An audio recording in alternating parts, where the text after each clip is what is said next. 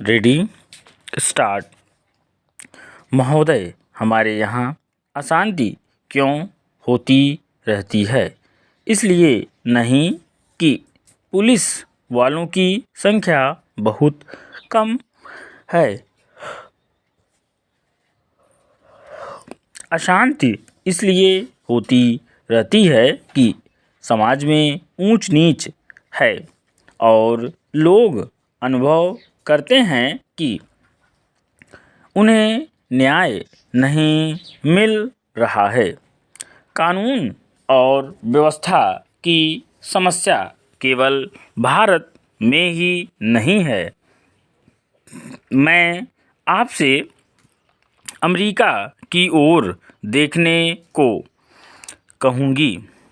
मैं कहूँगी कि आप अन्य अनेक विकसित देशों की ओर निगाह डालें, जहां ना पैसे की कमी है, ना रोजगार की, ना दुनिया के सुख साधनों की। मैं आपको विश्वास दिला सकती हूँ कि एक अकेली स्त्री जितने सुरक्षित भाव से कोलकाता या दिल्ली की सड़कों से गुजर जाती है, उतनी उन देशों के अनेक शहरों से नहीं गुजर सकती। गुजरात को क्या सहायता दी गई? क्या आपने इसके आंकड़े देखने को कष्ट किया है? मैं यहाँ कागज पत्र लेकर नहीं आई हूँ, लेकिन मैं कह सकती हूँ कि गुजरात को भारत के कई राज्यों की अपेक्षा अधिक सहायता मिली है। आपने एक या दो विशेष परियोजनाओं की चर्चा की है। प्रत्येक परियोजना पर उसकी आवश्यकता के अनुसार विचार किया जाएगा और आवश्यकता का यह अभिप्राय नहीं है कि अमुक फर्म या व्यवसाय गृह को क्या मिलता है। आवश्यकता का आशय यह है कि उससे देश को अपने पांवों पर खड़े होने की सहायता मिलती है या नहीं। हमें उर्वरकों की आवश्यकता है।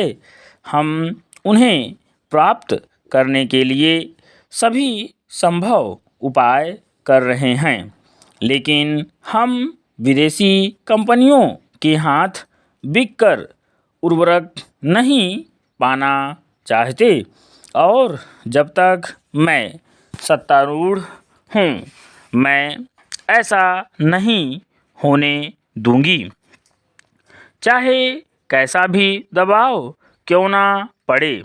अगर आप चीखना चाहते हैं तो विश्वास रखिए, आप मुझसे ज़्यादा जोर से नहीं चीख सकते। इसका मुझे आपसे कहीं ज़्यादा अनुभव है। प्रत्येक मामले को तब तक किया जाएगा जब वह विचार के लिए उठाया जाएगा। जहाँ तक टाटा परियोजनाओं का संबंध है, वह योजना अभी सरकार के सामने नहीं आई है।